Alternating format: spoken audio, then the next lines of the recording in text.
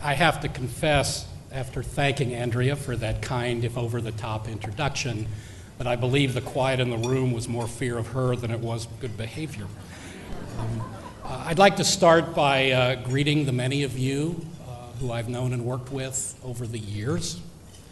I congratulate each and every one of you on the progress, how far the asset field has come, and I share your focus on how far it has to go.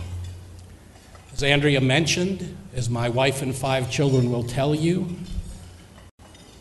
other than the 6 of them, I have one obsession, and that is universal children's savings accounts.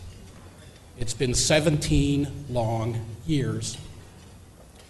But as the theme of this conference suggests, I truly believe we are on the verge of breakthrough progress. In my experience in government, my experience in private practice, I believe that good public policy happens the way good business happens. Concept, proof of concept, and going to scale. Early pioneers, thought leaders like Michael Sherrod and Bob Friedman, I think I saw Melvin Oliver early today, organizations like CFED, have made a compelling case as to why savings and wealth creation among our most at-risk and vulnerable communities is so important. And thanks to those of you in this room today and your colleagues around the country, we now have many small and large-scale pilot and demonstration projects that prove beyond question that low-income individuals and low-income families both can and will save, given the opportunity, and the tremendous benefits that flow to them, their families, and their communities. At this point, the big challenge we face is getting to scale.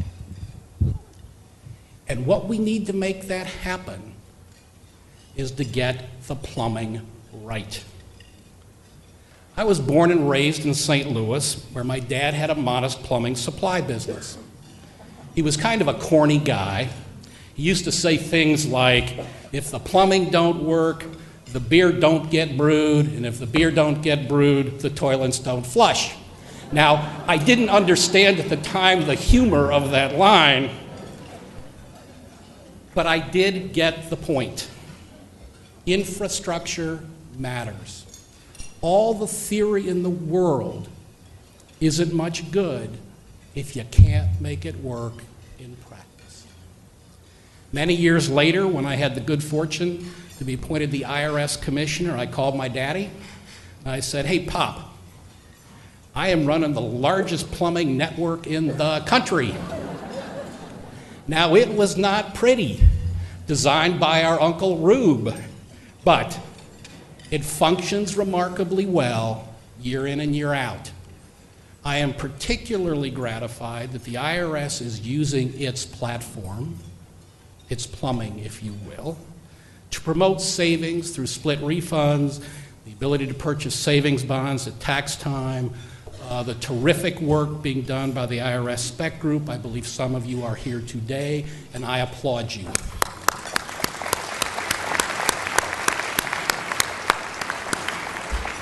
Now, as I said, the most important challenge facing the asset field today is getting the plumbing right.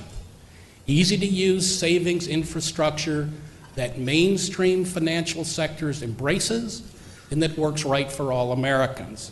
My own focus has been on children's savings accounts, but it's a far broader framework. It's how to make this financial system work at scale for low and middle income families trying to save for education, a home, a rainy day, retirement, to help friends and family, and more broadly in the 21st century, how to make it work for social networks trying to raise money to clean up a park, build a place of worship, fund a trip by the school's soccer team or orchestra, And I truly believe a piece of the puzzle is at hand.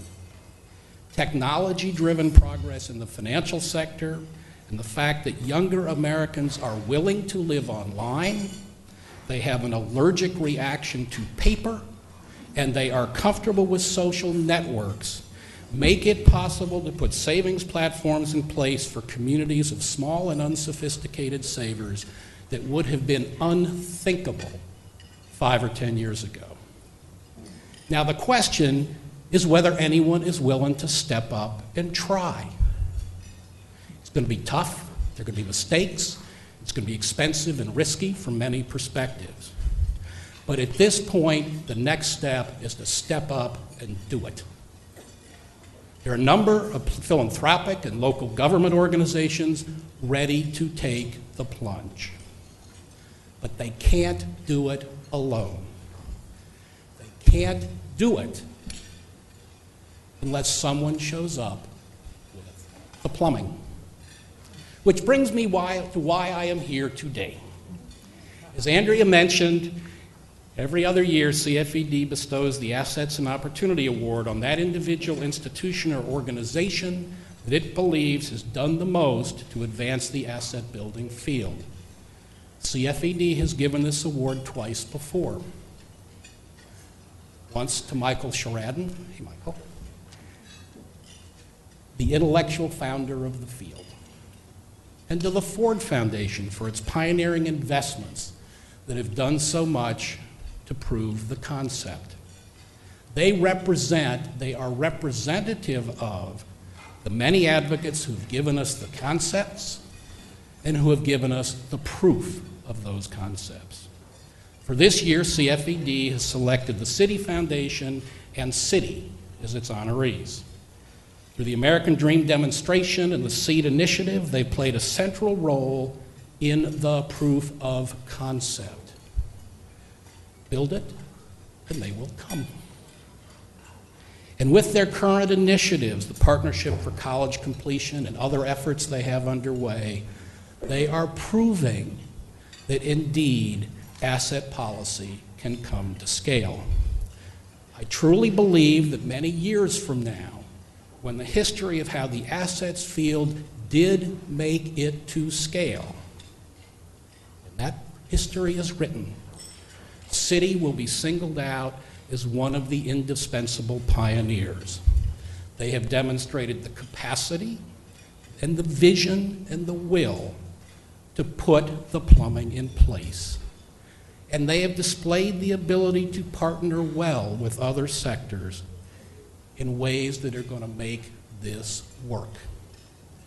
Citi's commitment to this effort is symbolized today by the fact that its chairman and CEO, Vikram Pandit, is here to accept the award. Now, I'm sure that Mr. Pandit has been called many things during his career, but my guess is he has never been called plumber-in-chief. But the way I was raised, that's the highest praise possible. Please join me in welcoming Mr. Pandit to accept the award on behalf of his many colleagues.